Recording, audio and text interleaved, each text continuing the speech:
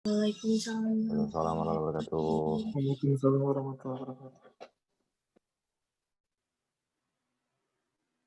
Oke, baik. Pada kesempatan siang kali ini, kami kelompok 2 berkesempatan untuk mendiskusikan atau mempresentasikan hasil diskusi kami mengenai etika pelayanan publik. Oke, teman-teman. Sebelum itu, izinkan saya untuk memperkenalkan anggota dari kelompok kami.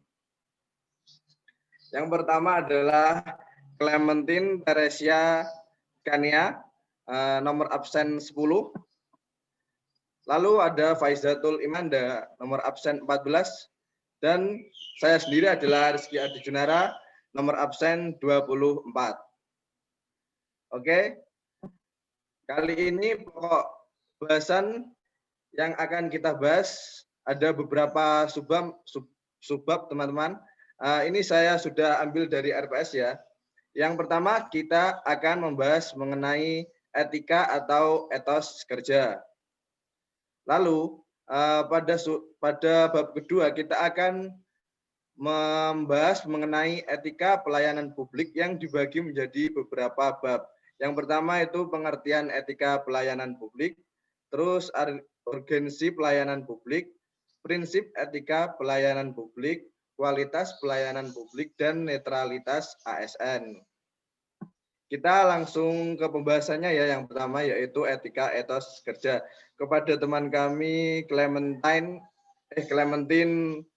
Teresia dipersilahkan.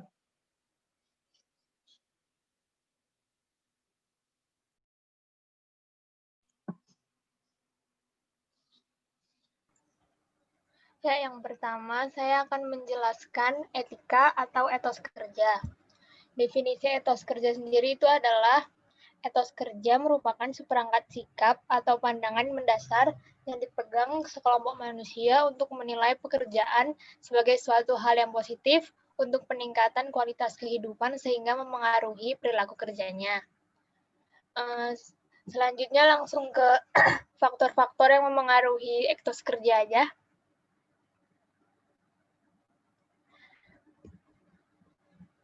Nah, yang pertama itu ada agama. Kita sebagai pemeluk agama tentu cara berpikir kita, cara berperilaku, cara bersikap sangat dipengaruhi dengan agama yang kita peluk. Contohnya, sebagai seorang Nasrani, selalu diajarkan untuk jujur, rajin, dan bekerja keras terhadap apapun yang kita lakukan. Dan sebagai seorang Muslim, diajarkan bahwa bekerja bukan hanya untuk menunjukkan fitrah sebagai seorang Muslim, tetapi juga untuk meninggikan martabat dirinya sebagai hamba Allah. Yang kedua, itu budaya. Dikutip dari Lutyens, dikatakan bahwa sikap mental, tekad, disiplin, dan semangat kerja masyarakat, yang juga disebut sebagai etos budaya, itu sangat memengaruhi etos kerja kita. Masyarakat yang memiliki sistem nilai budaya maju akan memiliki etos kerja yang tinggi. Dan sebaliknya, masyarakat yang memiliki sistem nilai budaya yang konservatif akan memiliki etos kerja yang rendah, bahkan bisa sama sekali tidak memiliki etos kerja. Selanjutnya, yang ketiga itu sosial politik. Tinggi atau rendahnya etos kerja suatu masyarakat dipengaruhi juga oleh ada atau tidaknya struktur politik yang akan mendorong pekerja tersebut untuk bekerja keras dan dapat menikmati hasil kerja keras mereka dengan penuh. Selanjutnya, yaitu geografis. Jika kita berada di lingkungan yang positif, yang terus berkembang, lingkungan tempat kita berada akan dengan sendirinya mendukung kita untuk terus berusaha sehingga kita dapat mengelola dan mengambil manfaat lingkungan kita secara maksimal. Selanjutnya ada pendidikan.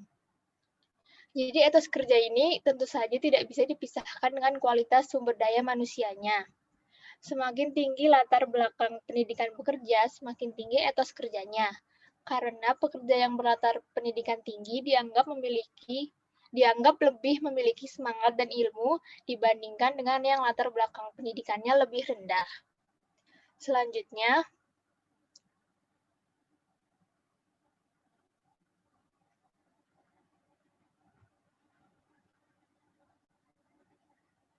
Ini ada etika profesi versus etika kerja. Etika profesi itu berkaitan dengan kewajiban etis pekerja yang menduduki posisi yang disebut profesional. Selanjutnya, etika profesi berfungsi sebagai panduan bagi para profesional dalam menjalani kewajiban mereka dan memberikan serta mempertahankan jasa kepada masyarakat yang berstandar tinggi. Selanjutnya, para profesional memiliki karakteristik khusus dari segi pendidikan atau pelatihan, pengetahuan, pengalaman, dan hubungan dengan klien yang membedakannya dari pekerja non-profesional. Kerangka dan prinsip-prinsip yang dicakup etika profesi tetap dapat diberlakukan sebagai etika kerja karena etika profesi mencakup prinsip-prinsip umum etika yang berlaku pada kehidupan profesi dapat diterapkan pada bidang pekerjaan atau kehidupan yang lain.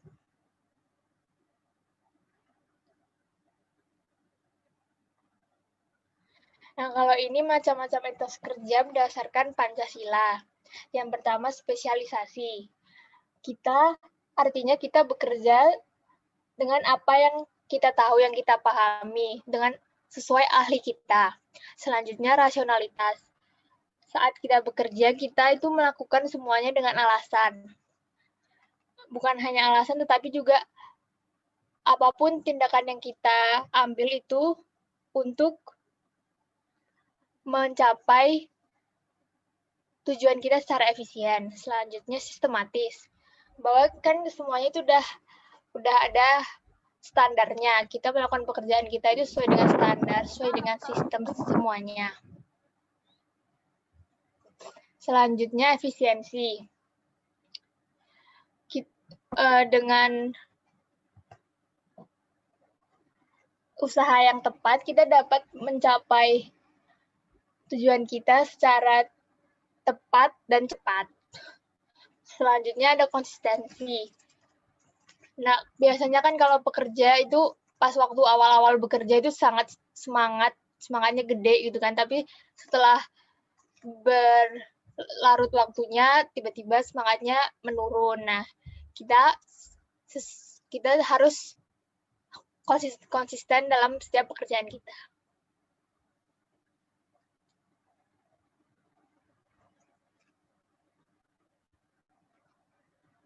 Selanjutnya ada kedisiplinan. Supaya kita punya nilai bagi diri kita sendiri, maka kita perlu disiplin. Selalu fokus untuk tujuan jangka panjang maupun jangka pendek. Selalu mengerjakan tugas dengan baik sesuai dengan deadline yang diberikan. Selanjutnya ada kerja keras.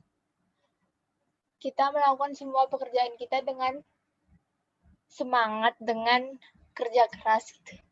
Selanjutnya ketekunan. Sesuai dengan namanya berarti kita melakukan pekerjaan kita secara tekun, secara rajin, sehingga tujuan kita bekerja itu dapat tercapai. Selanjutnya ada pengharapan. Kita bekerja itu dengan pikiran bahwa besok itu lebih baik lagi. Kalau kita hari ini bekerjanya dengan baik, dengan rajin, berarti besok kita dapat mendapatkan jabatan yang lebih tinggi gitu. Kita bekerja dengan harapan. Selanjutnya ada cinta kasih.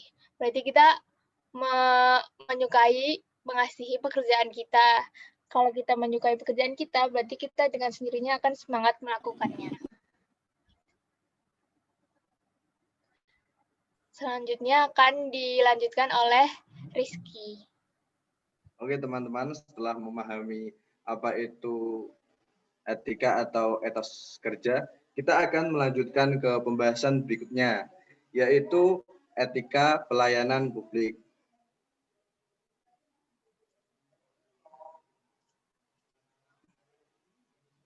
Oke, pertama, etika pelayanan publik merupakan bidang etika terapan atau etika praktis. Jadi, etika pelayanan publik berkaitan dengan penggunaan atau penerapan standar-standar etika yang telah ada. Jelasnya, etika pelayanan publik itu berkaitan dengan prinsip-prinsip atau standar-standar moral dalam menjalankan tanggung jawab peran aparatur birokrasi pemerintahan dalam menyelenggarakan pelayanan bagi kepentingan publik. Beretika dalam konteks pelayanan publik berarti mempertimbangkan cara yang tepat untuk bertindak bagi pegawai negeri sebagai pelayan publik dalam berbagai situasi pelayanan publik. Jadi fokus utama dalam etika pelayanan publik adalah apakah aparatur pelayanan publik telah mengambil keputusan dan berperilaku yang dapat dibenarkan dalam sudut pandang etika.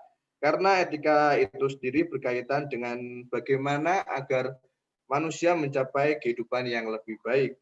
Maka penerapan etika dalam konteks pelayanan publik dimaksudkan agar pelayanan kepada masyarakat atau oleh aparatur birokrasi benar-benar memenuhi harapan masyarakat tersebut. Selanjutnya pengertian etika. Pada pertemuan sebelumnya sudah dibahas apa itu etika ya.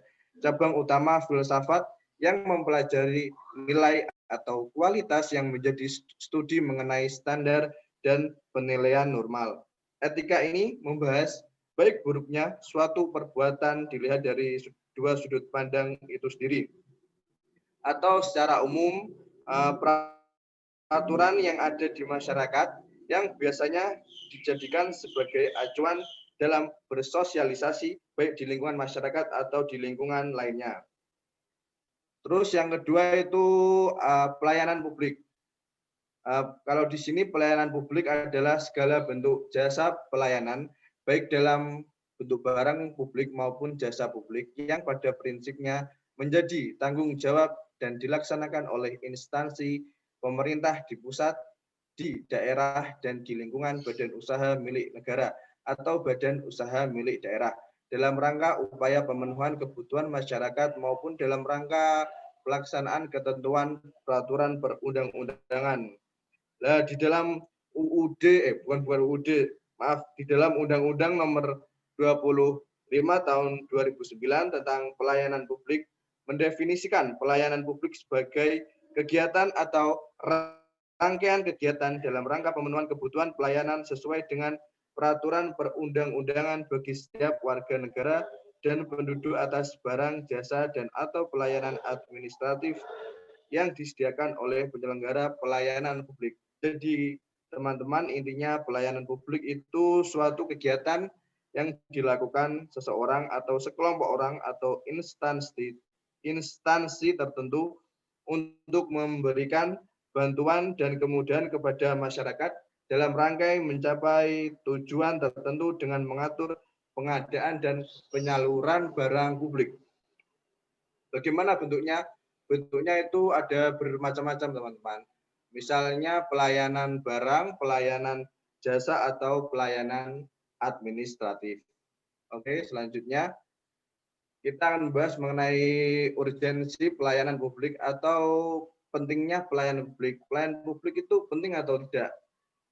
Pelayanan publik itu tentunya sangat penting. Yang pertama alasannya itu perbaikan kinerja pelayanan publik dinilai penting oleh stakeholder, yaitu pemerintah, warga, dan sektor usaha. Di era globalisasi yang semakin maju ini, di mana teknologi semakin berkembang, pemerintah dituntut bersungguh-sungguh dalam memperhatikan dan mewujudkan pelayanan yang baik dan memuaskan bagi setiap perbaikan. Jadi, setiap perbaikan itu diperlukan untuk meningkatkan kinerja pelayanan publik. Misalnya melalui manajemen kualitas, pengukuran kinerja, atau perencanaan strategis. Di dalam bidang sektor usaha, pelayanan publik yang berkualitas akan dapat memperbaiki iklim investasi yang sangat diperlukan untuk mendongkrak pertumbuhan ekonomi suatu bangsa atau suatu daerah. Jadi akan memudahkan para pelaku usaha di berbagai sektor. Sedangkan dari pemerintahan sendiri, pelayanan publik yang baik dan berkualitas akan memperbaiki tingkat kepercayaan masyarakat kepada pemerintah. Sedangkan masyarakat akan merasa puas jika pelayanan publik yang dilakukan itu sesuai harapan mereka. Yang kedua, pelayanan publik adalah ranah dari ketiga unsur governance melakukan interaksi yang sangat intensif. Jadi inti dari pelayanan masyarakat ini itu oleh pemerintah untuk berkomunikasi secara baik dan benar dengan setiap masyarakat yang datang untuk meminta pelayanan. Karena berkomunikasi dengan baik merupakan keterampilan yang harus dimiliki oleh setiap pegawai yang ada di dalam suatu instansi pemerintah. Mengapa demikian? Karena setiap pegawai itu akan berusaha memahami, melayani, dan menghargai berbagai orang yang dijumpai setiap hari, sehingga dapat membantu dalam peningkatan kualitas pelayanan publik yang diberikan pemerintah kepada masyarakat. Yang ketiga itu nilai-nilai yang selama ini menjadikan praktik good governance diterjemahkan secara lebih mudah dan nyata melalui pelayanan publik. Ini apa nilai-nilai yang dimaksud? Nilai-nilai ini merupakan cerminan dari prinsip good governance. Apa itu? Yang pertama adalah prinsip partisipasi masyarakat atau participation. Semua warga negara mempunyai suara dalam pengambilan keputusan, baik secara langsung maupun melalui lembaga-lembaga perwakilan sah yang mewakili kepentingan mereka. Terus yang kedua adalah tegaknya supremasi hukum atau rule of law. Partisipasi masyarakat dalam proses politik dan perumusan kebijakan publik memerlukan suatu sistem dan aturan-aturan hukum. Terus ya prinsip yang terakhir adalah transparansi atau sering kita sebut keterbukaan. Artinya semua tindakan dan kebijakan yang diambil oleh pemerintah. Prinsip transparansi menciptakan kepercayaan timbal balik antara pemerintah dan masyarakat melalui penyediaan informasi dan menjamin kemudahan di dalam memperoleh informasi yang akurat dan memadai. Oke, selanjutnya kita ke prinsip etika pelayanan publik. Yang pertama, prinsip tanggung jawab atau akuntabilitas. Artinya apa yang kita lakukan itu dapat dipertanggungjawabkan sesuai dengan ketentuan peraturan perundang-undangan. Jadi, dalam melakukan pelayanan publik harus disertai dengan rasa tanggung jawab yang penuh agar dapat menjalankan tugasnya dengan baik. Prinsip yang kedua adalah keadilan. Artinya, dalam melakukan pelayanan publik tidak boleh bersifat diskriminatif. Dalam arti tidak membedakan ras, suku, agama, golongan, gender, dan status ekonomi. Jadi orang kaya atau orang yang yang kurang mampu mempunyai hak yang sama dalam memperoleh pelayanan publik. Prinsip yang ketiga adalah partisipatif. Artinya itu pemerintah mendorong peran serta masyarakat dalam penyelenggaraan pelayanan publik dengan memperhatikan aspirasi, kebutuhan, dan harapan masyarakat. Jadi masyarakat itu turut aktif serta dalam penyelenggaraan bernegara sebagai warga negara yang mempunyai hak untuk memperoleh pelayanan publik. Yang keempat, ini sebenarnya bukan otonomi ya, tapi kondisional. Artinya itu sesuai dengan kondisi dan kemampuan pemberi dan penerima pelayanan dengan tetap berpegang pada prinsip efisiensi dan efektivitas. Terus prinsip yang kelima adalah transparansi seperti yang saya jelaskan tadi, artinya terbuka. Informasi yang ada dalam pelayanan publik itu mudah dimengerti dan diakses oleh semua pihak yang membutuhkan dan disediakan secara memadai. Terus prinsip yang terakhir adalah integritas. Kalau ini wajib dimiliki setiap aparatur negara ya. Integritas itu merupakan kunci dari keberhasilan dalam melakukan pelayanan kepada masyarakat. Integritas adalah berpikir, berkata, berperilaku, dan bertindak dengan baik dan benar, serta memegang teguh kode etik dan prinsip-prinsip moral. Saya kira Anda semua sudah pahamlah mengenai integritas ini. Oke, untuk selanjutnya kita ke unsur-unsur kualitas dalam pelayanan publik. Yang pertama itu hak dan kewajiban bagi pemberi pelayanan. Mengenai hak dan kewajiban memberi pelayanan itu banyak teman-teman, di Undang-Undang Nomor 25 Tahun 2009 itu pun sudah dijelaskan. Misal ya, sebentar.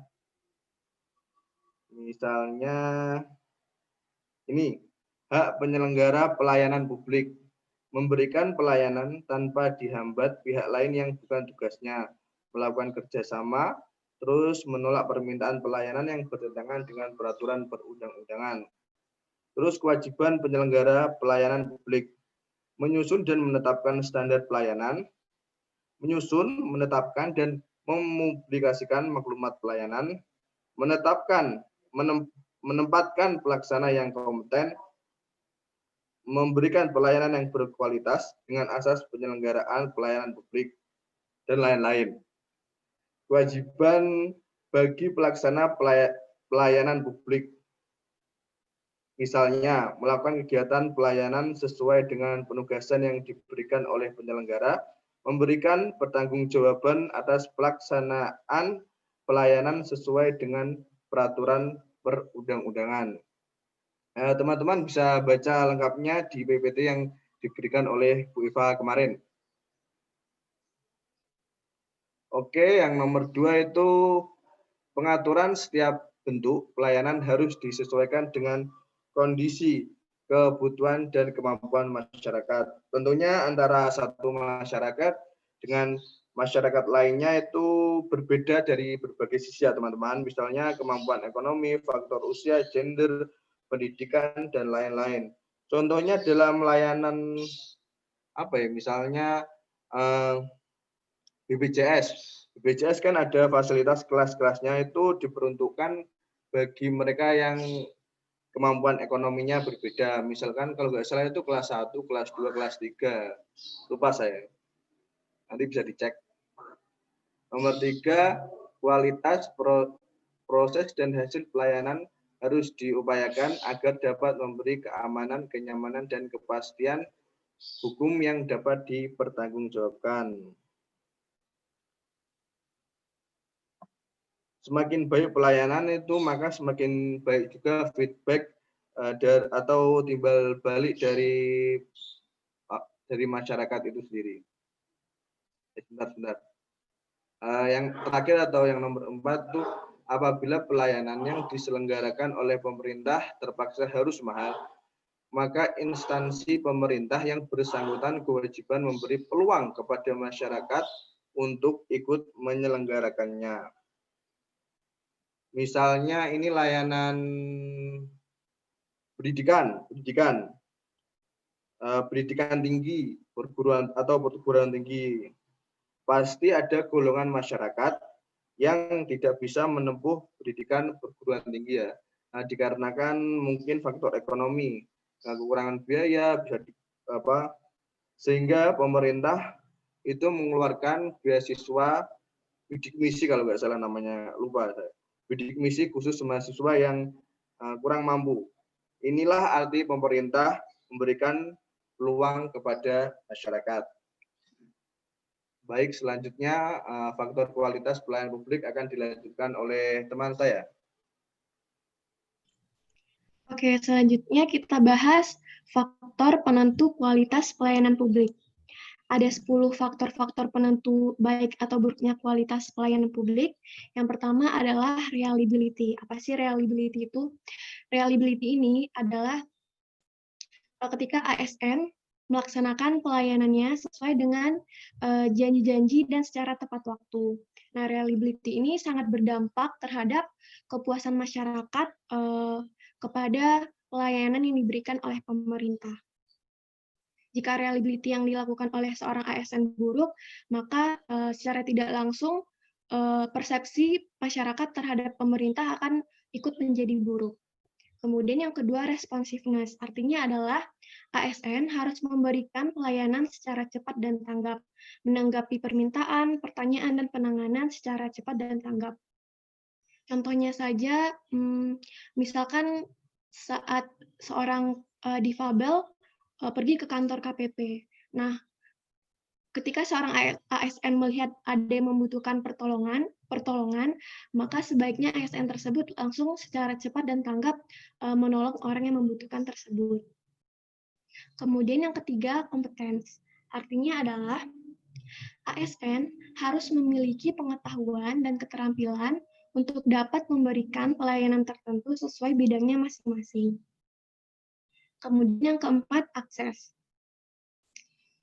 Suatu layanan publik harus mudah untuk ditemui, fasilitasnya harus mudah dijangkau dan dapat dimengerti oleh masyarakat, waktu untuk menunggunya tidak terlalu lama, serta saluran komunikasi mudah dihubungi. Yang kelima adalah courtesy, artinya adalah ASN dalam melakukan pelayanan publik harus menjunjung tinggi sopan santun, respect, perhatian, serta keramahan sesuai dengan nilai-nilai yang dipegang oleh masyarakat Indonesia. Yang selanjutnya adalah communication, artinya adalah seorang ASN dalam menyampaikan informasi harus melakukan komunikasi secara mudah dan tidak memakai bahasa-bahasa yang tidak lazim digunakan oleh masyarakat agar informasi yang ingin disampaikan itu dimengerti oleh penerima komunikasinya. Selanjutnya adalah credibility, yaitu jujur dan dapat dipercaya. Seorang ASN dalam berinteraksi dengan masyarakat harus menjunjung tinggi nilai kejujuran agar dapat menjaga nama baik pemerintah di mata masyarakat. Selanjutnya adalah security, artinya suatu layanan publik harus aman dari bahaya, baik itu secara fisik, finansial, maupun data-data yang harusnya dirahasiakan. Salah satu contoh penerapan security, misalkan di kantor KPP, adalah menempatkan satpam di luar, di bagian pagar kantornya, agar keamanan orang-orang yang di dalam itu terjaga. Kemudian understanding, ASN harus mampu memahami kebutuhan masyarakat dalam melakukan pelayanan. Ini masih berhubungan dengan contoh difabel yang tadi saya sebutkan. Kemudian yang terakhir adalah tangible, yaitu layanan publik harus memiliki bukti nyata dari kepedulian berupa fasilitas, peralatan, dan pegawai yang cukup. Tidak hanya menjunjung tinggi sopan santun, kejujuran, dan lain-lain, tapi juga harus ada bukti nyatanya seperti fasilitas-fasilitas dan peralatan yang disediakan untuk memudahkan kepentingan masyarakat. Oke, next. Nah, sekarang kita bahas apa aja manfaat dari kualitas pelayanan publik. Yang pertama adalah hubungan antara pelanggan dan pemberi layanan menjadi harmonis, sehingga terciptanya loyalitas dan kepercayaan antara pelanggan dan pemberi layanan.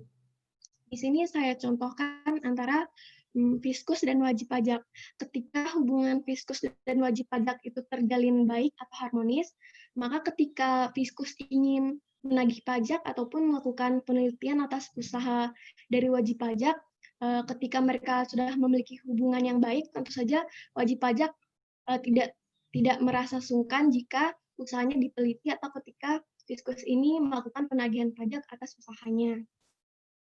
Kemudian yang kedua, membentuk suatu rekomendasi dari mulut ke mulut yang menguntungkan bagi pemberi layanan. Ketika kualitas pelayanan publik yang tadi saya sebutkan telah diterapkan, maka tentu saja image dari instansi tersebut akan baik di mata masyarakat, sehingga masyarakat akan merekomendasikan baik kepada keluarganya maupun ke koleganya, sehingga image dari instansi tersebut dipandang baik oleh masyarakat. Selanjutnya, meningkatkan kualitas pelayanan pemerintah dan acuan pengembangan penyusunan standar pelayanan. Dan yang keempat, yaitu reputasi pelayanan publik akan semakin baik di mata pelanggan. Next.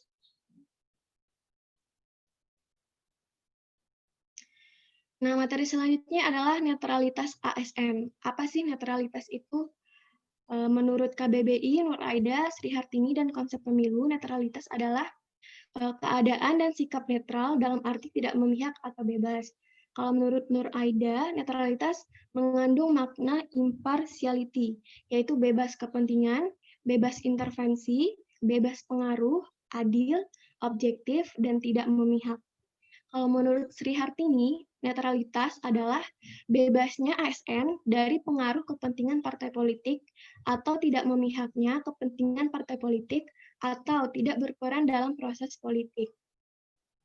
Kemudian kalau menurut konsep pemilu, netralitas ASN adalah perilaku tidak memihak atau tidak terlibat yang ditunjukkan birokrasi pemerintahan dalam masa kampanye kandidat. Next.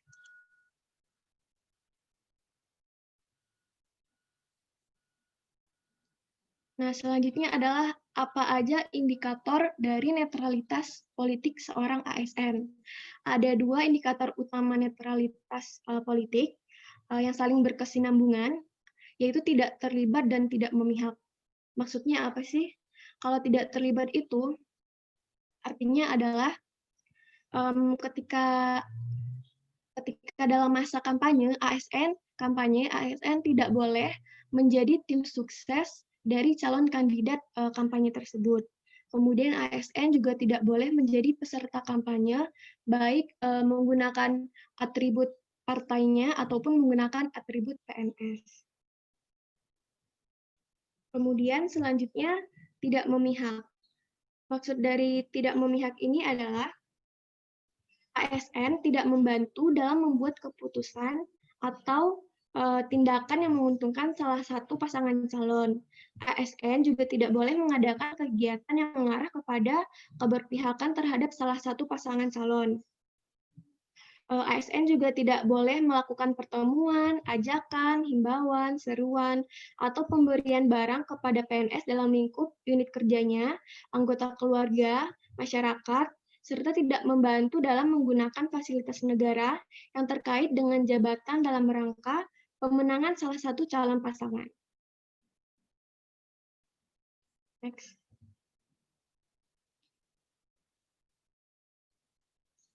Nah, selanjutnya, apa sih esensi dari netralitas ini? Yang pertama adalah komitmen, integritas moral, dan tanggung jawab kepada pelayanan publik. Kemudian, menjalankan tugas secara profesional dan tidak berpihak. Kemudian, tidak melakukan pelanggaran konflik kepentingan dalam tugasnya, serta tidak menyalahgunakan tugas, status, kekuasaan, dan jabatannya.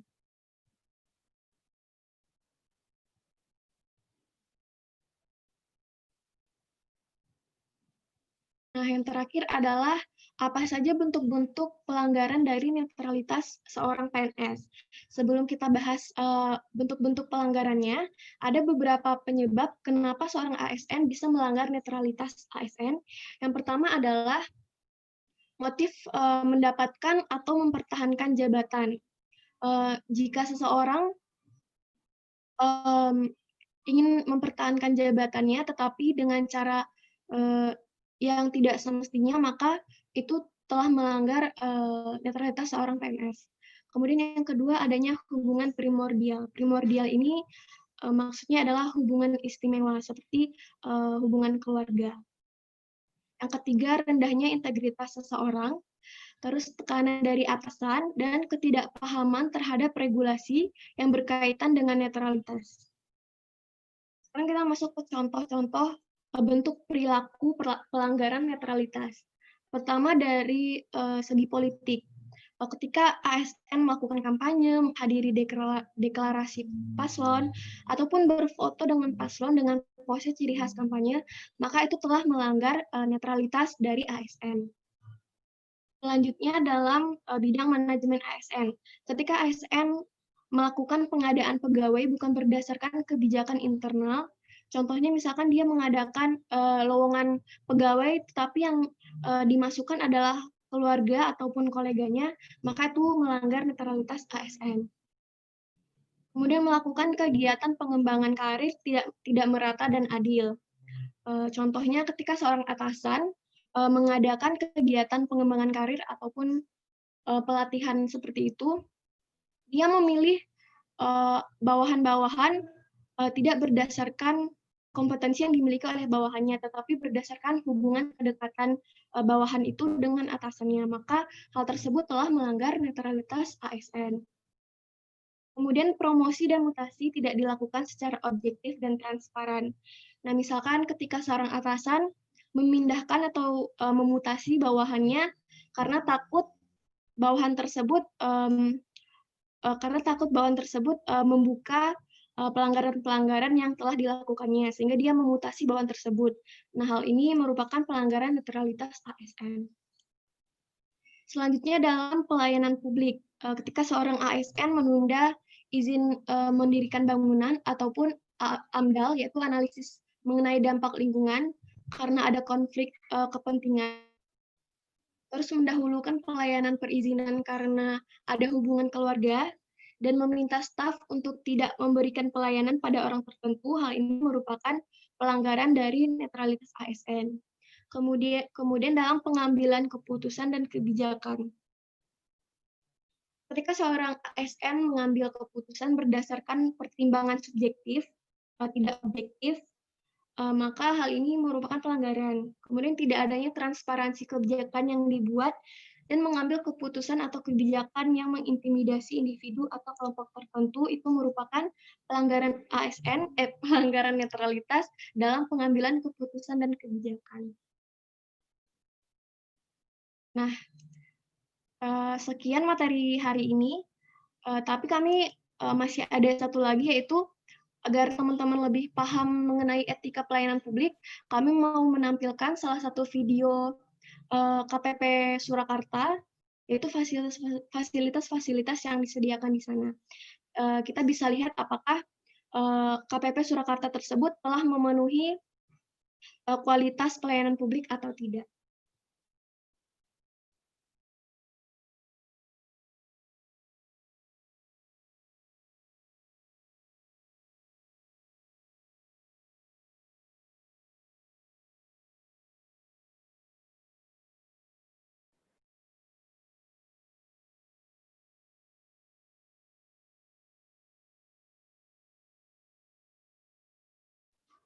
Mbak, saya nggak kedengaran suaranya atau saya sendiri ya?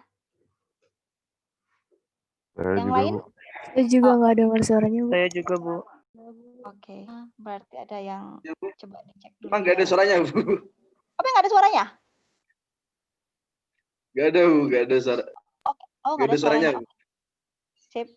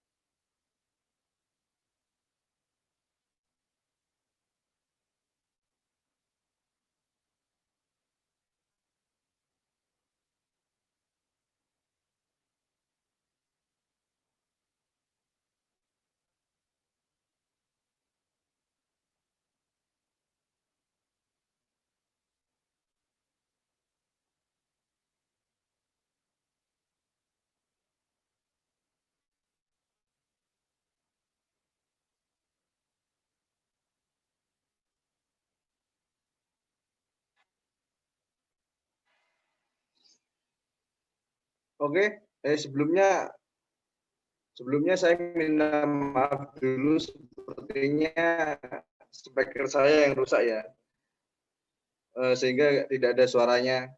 Tapi itu kok, suaranya itu cuma lagu back song kok, nggak ada penjelasannya. Oke, bisa lanjut? Bisa lanjut, Saudari Faizatul. Halo Bu, sudah tersambung Bu? Sudah tersambung. Beberapa Iya. detik tadi saya kehilangan koneksi lalu tersambung lagi. Oh iya, Sudah. kita lanjutkan ya Bu. Ya, silakan. Oke. Nah, dari video yang kita tonton tadi, kita dapat melihat banyaknya fasilitas yang disediakan oleh KPP Surakarta dalam rangka pengarusutamaan gender, seperti ada parkir prioritas, ada ruang prioritas, toilet khusus difabel, terus ada kacamata untuk lansia yang membutuhkan, ada gerai UMKM, kantin mini, ada ruangan busui, taman di rooftopnya, dan masih banyak lagi. Dan dapat kita lihat dari video tadi, KPP Surakarta tidak hanya menyediakan fasilitas untuk para wajib pajak, tetapi juga menyediakan banyak fasilitas untuk para pegawai agar ketika dalam bekerja, para pegawai tidak merasakan suntuk, jenuh, ataupun bosan, sehingga ketika dalam melakukan pelayanan publik, pegawai-pegawai di KPP tersebut dapat melaksanakannya secara maksimal. Nah, untuk pengimplementasian faktor-faktor kualitas pelayanan publik, dapat kita lihat dari video tadi. Yang pertama dari segi responsiveness. Kita lihat bahwa KPP Surakarta melakukan pelayanan cepat dan tanggap terhadap wajib pajak yang membutuhkan perhatian khusus seperti para difabel. Mereka menyediakan parkir prioritas, ruang prioritas, dan toilet khusus difabel. Kemudian akses.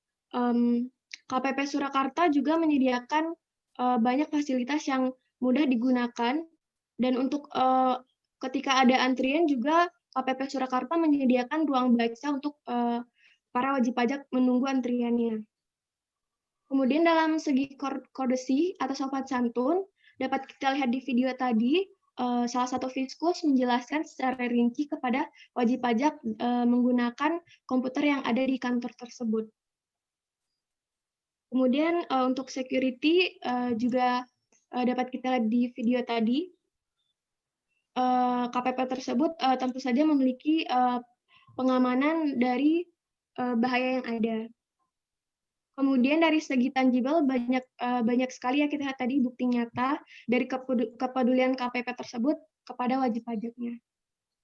Oke, sekian teman-teman materi kita mengenai etika pelayanan publik. Jika ada pertanyaan. Tidak terasa ya 50 menit kita sudah menyampaikan materi secara singkat, padat, dan jelas sesuai RPS. Maaf Bu, apakah ini langsung masuk ke sesi pertanyaan Bu? Silakan kalau mau ya sesi diskusi ya. Baik. Oke, silakan teman-teman kalau ada yang mau ditanyakan terkait materi tadi. Izin bertanya. Oh, langsung ramai. Izin bertanya. Izin bertanya juga Bu. Yes. Yang mana ya ini? Yang Alvin. Amel. Alvin. Yang kemarin belum nanya. Alvin belum nanya. Oke, Alvin. Ya, semuanya yang penting jangan khawatir, nanti ketika hari ini belum semuanya bisa menyuarakan pendapatnya, kita akan tetap buka di WhatsApp group ya. Tetap akan kita buka. Oke. Siap. Baik, siap. Siapa yang mau bertanya? Amel Alvin. mau. Cewek dulu deh. Amel. Oke, makasih. Langsung atau jadi cewek tuh yang cowok. Baik Amel, pertanyaannya silakan. Ya, selamat siang Ibu, selamat siang teman-teman. Izin bertanya. Saya mau nanya, jadi tadi kan masyarakat itu punya hak untuk memperoleh pelayanan publik. Namun, gimana kalau misalnya terjadi ketidakmerataan pelayanan yang diterima oleh masyarakat? Kita sebagai ASN gimana caranya untuk mengatasi atau menanggapi keluhan yang disampaikan masyarakat tersebut. Apalagi kalau misalnya ternyata hal tersebut karena ada hambatan atas penyelenggaraan pelayanan itu. Terima kasih. Oke, Boleh baik. saya ini nggak, artinya Amelia bertanya bagaimana bersikap atas hambatan yang ada. Iya, Hambatan yang ada sehingga terdapat perbedaan perlakuan dalam pemberian layanan, begitu? Atas keluhannya juga, Bu. Jadi atas keluhan yang diterima kepada instansinya dan juga atas hambatan yang ada atas pelayanannya gitu, Bu. Bagaimana ASN harus bersikap atas keluhan yang diterima dari masyarakat, atas keluhan masyarakat, kira-kira seperti itu ya? Iya, Bu. Oke, siap. Boleh kita tabung dulu, Bu, ke pertanyaan berikutnya. Iya, tampung dulu. Siapa yang mau bertanya lagi tadi? Mas Alvin ya? Iya, Alvin. Oke, siap. Monggo, Mas. Oke, pertanyaan saya gampang banget. Menurut kelompok kalian itu etos kerja itu apa? Beda atau sama sih dengan semangat kerja? Kalau sama, kenapa? Kalau beda, kenapa? Itu aja. Terima kasih. Etos kerja dan? Baik, terima kasih ya pertanyaannya. Dan semangat kerja, Bu. Tes kerja dan semangat Etos kerja. dan semangat siap. kerja.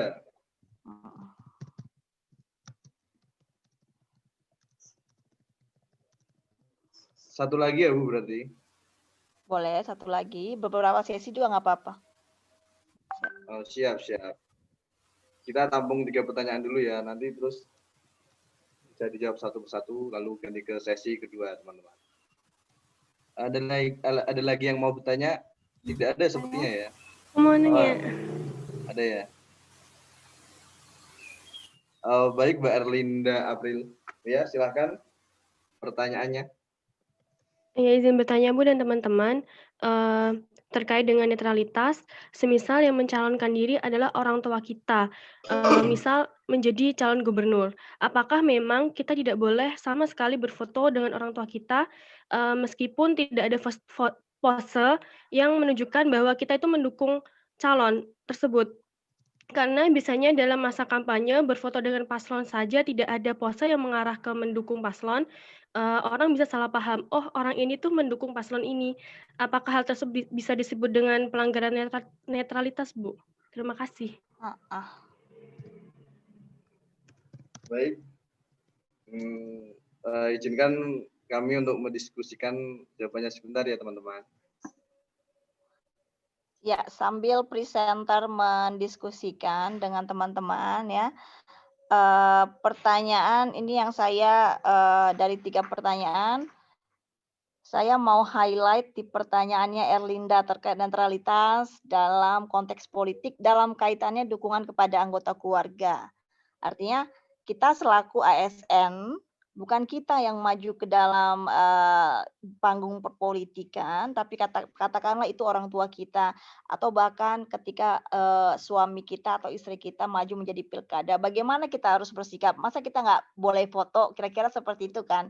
Ini memang kasus yang agak-agak dilematis, tetapi sebenarnya sudah ada aturannya, sudah ada edarannya, himbauannya bagaimana seorang ASN bersikap dalam hal anggota keluarga masuk ke panggung politik. Jadi untuk menjaga netralitas dari ASN itu sendiri, khususnya PNS dalam hal ini. Yang lain juga boleh berpendapat ya.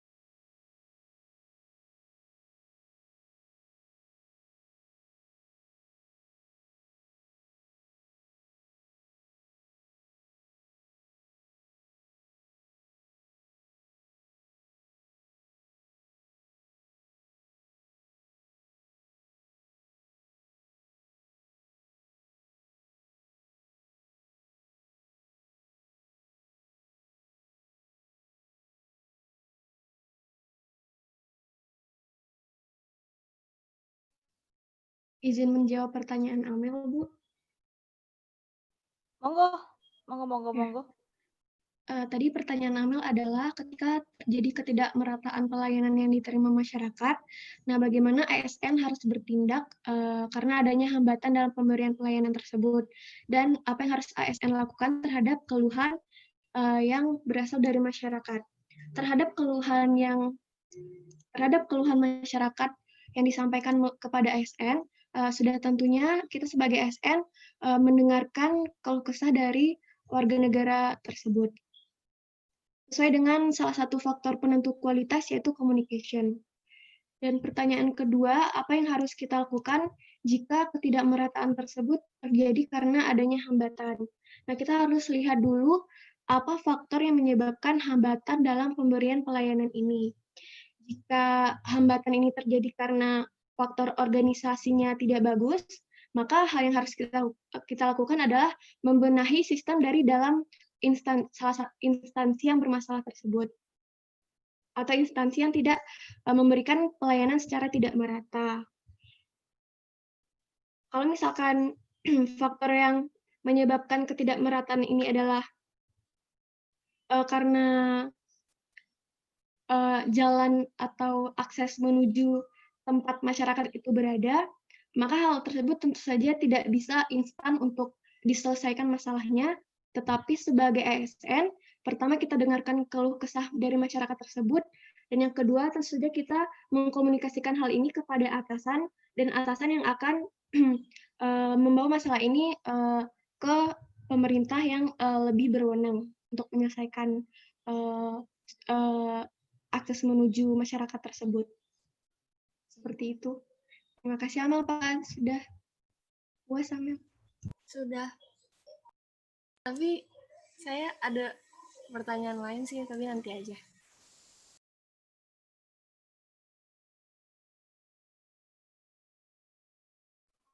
Perbaikan sistem ya, kalau saya tangkap ya. Perbaikan sistem pelayanan.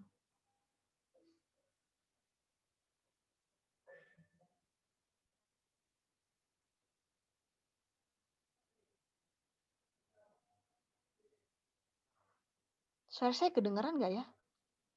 Masuk, Bu. Oh, masuk. Afif gak ada Kedengeran, yang Bu. nyaut.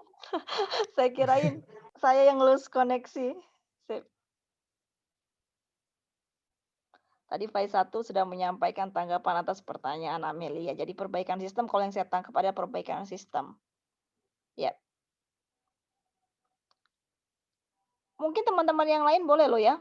Tidak harus kelompok 2 gitu.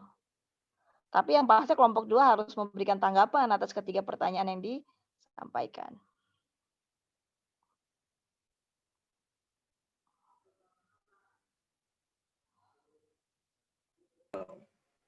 Ya mungkin yang lain kalau ada pendapat silakan ya. Langsung aja nyampaikan, nggak usah malu, nggak usah sungkan.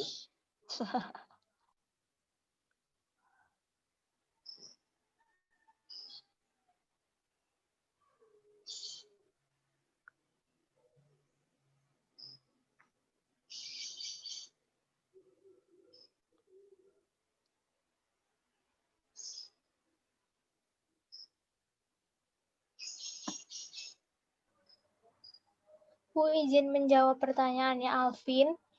Siap.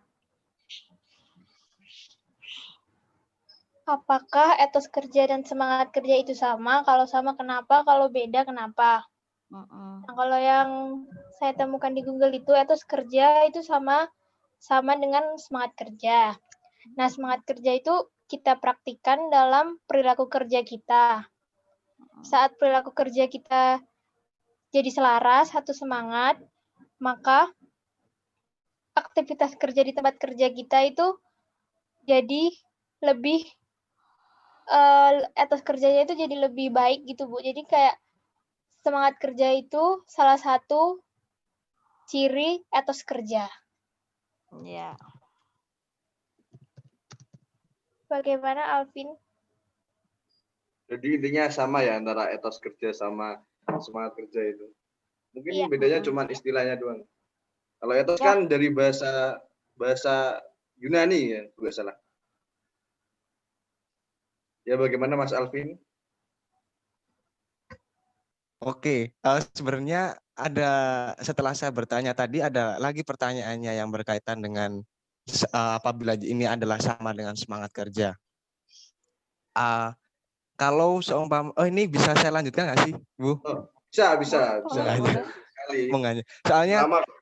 di sini di faktor yang mempengaruhi etika atau etos kerja yang pendidikan. Tadi saya mendengarkan penjelasannya yaitu di sini kan ada 5 ya, ada 5 faktor yang mempengaruhi, salah satunya pendidikan. Tadi saya mendengarkan penjelasan pendidikannya semakin tinggi itu etos kerjanya juga semakin tinggi, itu kan ya. Alias kalau terus tadi saya tanya etos kerja dengan semangat kerja itu apakah sama? Ternyata sama. Berarti kalau semakin tinggi pendidikan berarti semangatnya semakin tinggi gitu. Nah, terus yang jadi pertanyaan ini sebuah kasus ya.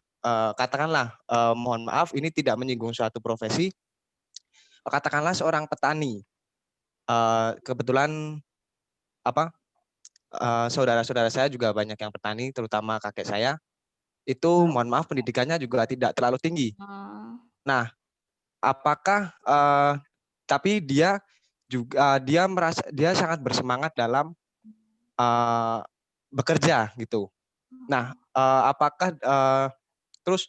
apakah dengan penjelasan etos semakin tinggi pendidikan itu akan juga membuat etos kerja juga semakin tinggi, itu adalah benar atau salah? Itu saja sih, Bu. Karena saya melihat kasus dari kakek saya sendiri orangnya mohon maaf dia sudah dulu itu dia udah tua, dia masih pengen ke sawah padahal dia udah nggak kuat gitu.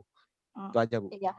Mungkin lebih seperti ini ya, pertanyaannya adalah apakah tingkatan pendidikan kita itu selalu linear dengan etos kerja dalam situasi apapun gitu ya? Iya, Mungkin soalnya seperti tadi itu, bukan penjelasannya seperti benar itu, Bu. atau salahnya, tetapi apakah itu memang variabel yang exact gitu atau hanya dalam keadaan tertentu gitu. Iya. Terima kasih, Ya. Bu.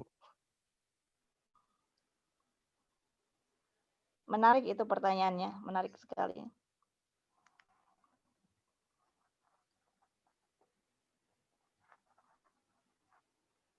Nanti untuk selesai sesi pertama ini kita pindah ke WhatsApp group ya, karena memang sepertinya beberapa koneksi menjadi kendala hari ini, supaya semuanya mempunyai kesempatan yang sama dalam menyampaikan tanggapan. Baik, Bu.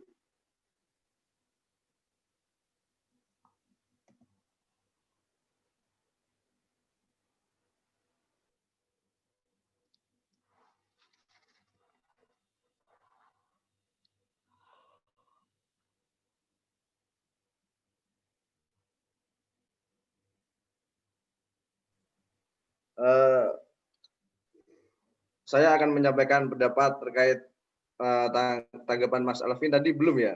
Saya boleh menanggapi sebentar tadi. Gini ya,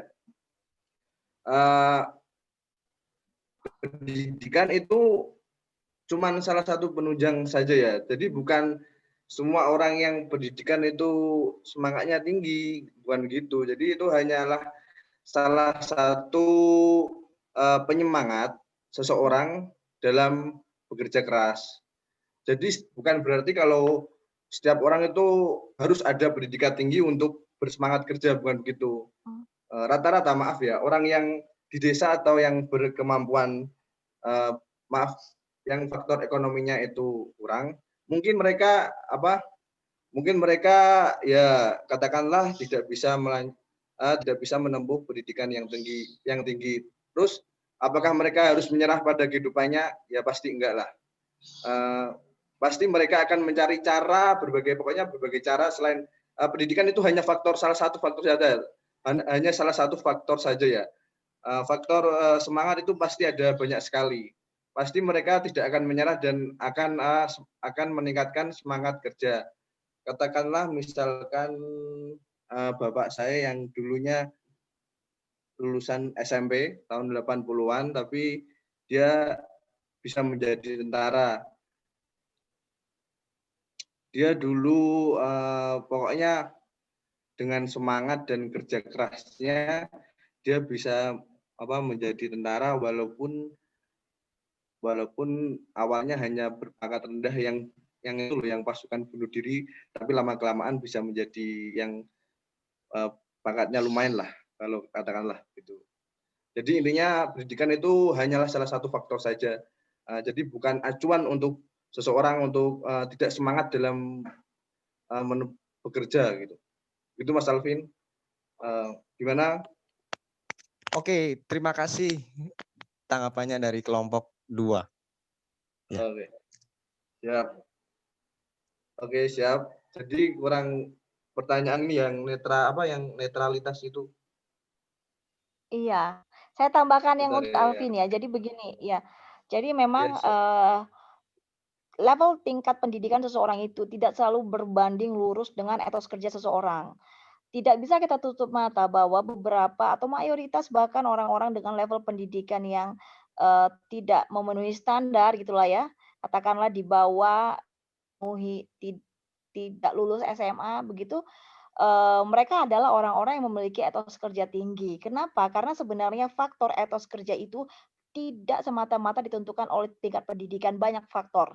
Antara lain adalah pandangan seseorang terhadap pekerjaan yang sedang dia lakukan. Seseorang yang menganggap bahwa pekerjaan itu adalah rahmat dari Tuhan, berkat dari Tuhan, maka dia akan cenderung memiliki etos kerja yang lebih tinggi. Kenapa? Karena kalau kita menganggap bahwa pekerjaan kita adalah rahmat, rizki, berkat dari Tuhan, maka kita akan melakukannya dengan amanah, gitu ya. Kalau kita amanah, berarti kita akan senantiasa mengupgrade kemampuan kita dengan skill, dengan kompetensi, baik itu melalui pendidikan formal maupun itu pendidikan informal. Nah, terlebih kalau kita memiliki passion ataupun memang kesenangan terhadap bidang pekerjaan yang kita lakoni. Nah, banyak sekali faktor, hal-hal itu yang bisa memboost ataupun membuat kita lebih semangat ataupun memiliki etos kerja yang lebih tinggi. Jadi tidak semata-mata hanya faktor pendidikan. Pandangan kita pribadi terhadap apa yang kita kerjakan itu lebih memegang peranan penting bagaimana kita bisa menjadi orang yang memiliki etos kerja yang lebih tinggi.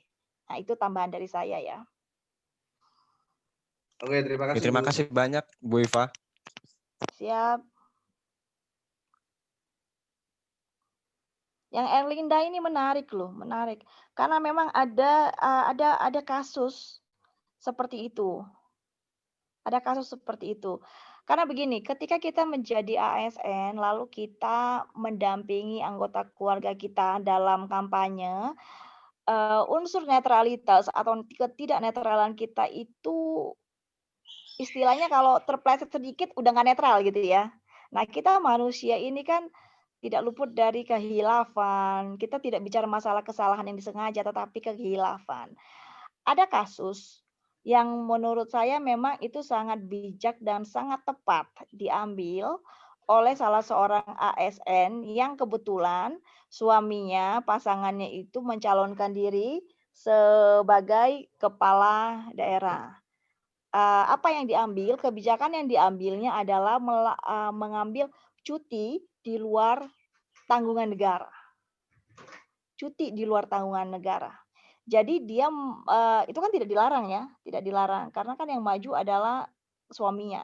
Dia mengambil cuti di luar tanggungan negara, namun dalam kampanye pun dia kan belum terlepas sebagai ASN. Dalam kampanye pun dia tidak ikut katakanlah berpose, misalnya suaminya nomor urut 2. Kalau dia berpose ya biasa saja, nggak usah pakai simbol 2, lalu pakaiannya nggak pakai pakaian yang ada embel-embel suaminya gitu ya, netralitas seperti itu. Jadi dia di sana adalah selaku pasangan si kepala daerah dan juga tidak bisa meniadakan status dia walaupun cuti di luar tanggungan negara, sepenuhnya itu dia bukan PNS, enggak juga gitu. Jadi itu cara yang menurut saya paling bijak dan menjadi presiden ataupun menjadi benchmark juga buat ASN lain gitu. Dalam hal ada anggota keluarga yang ingin mencalonkan diri menjadi kepala daerah dan kita ingin ambil bagian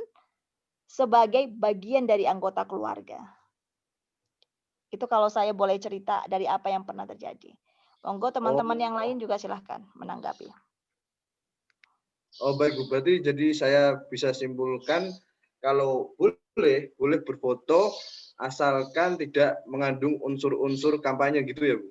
Iya, Masih tidak sebatas menggunakan anggota simbol. keluarga, ada Iya, batasan-batasan tertentu.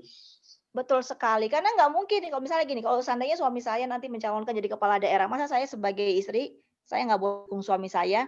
Saya PNS, saya tahu saya PNS. Ini contohkanlah ya saya terjadi kepada saya. Maka yang paling bijak adalah ya saya cuti dulu di luar tanggungan negara. Dalam mendampingi masa kampanye pun saya tidak secara aktif. Artinya ya kalau ya berfoto dengan suami ya wajar kan gitu. Kan tidak elok juga kita masih di dalam budaya ketimuran. Pasangan itu kan menjadi unsur juga ya di dalam perpolitikan kancah. Jadi jangan jomblo.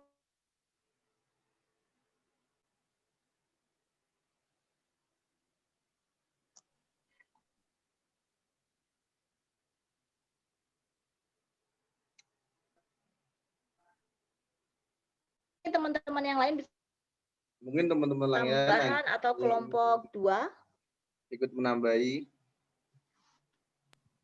Saya ingin menambahkan, Bu. Iya. Sebenarnya cuma mendukung pendapat Ibu tadi, berdasarkan Undang-Undang Nomor 5 Tahun 2014 tentang aparatur sipil negara, itu pada artikel larangan PNS atau CPNS ikut serta dalam partai politik, yang bunyinya seorang ASN atau PNS harus menerapkan asas netralitas, yaitu tidak berpihak dari segala bentuk pengaruh manapun dan tidak memihak kepada kepentingan siapapun. Nah, dari yang tadi itu sangat mendukung sekali terhadap apa yang dilakukan oleh teman Ibu tadi, yaitu mengambil cuti sementara saat pasangannya mencalonkan diri, karena agar tidak melakukan pelanggaran terhadap undang-undang tadi. Kemudian kalau mengambil cuti itu merupakan pilihan yang terbaik juga karena misalkan kalau dengan pasangan berarti otomatis kita tinggal serumah kan, dan kalau tinggal serumah berarti bisa saja pasangan kita ingin menempelkan seperti baliho atau peralatan untuk kampanye lainnya di rumah kita. Nah, dengan mengambil pilihan cuti sementara ketika pasangan sedang mencalonkan diri, menurut saya itu adalah pilihan yang sangat tepat sekali, Bu.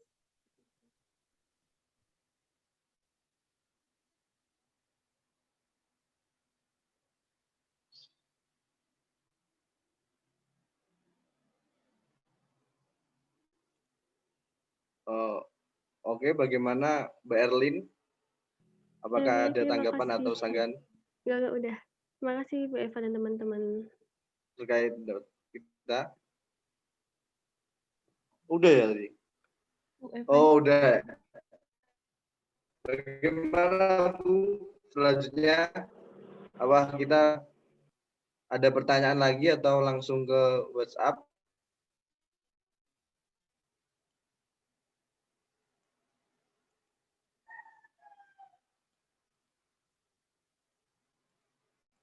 Ibunya udah out ya?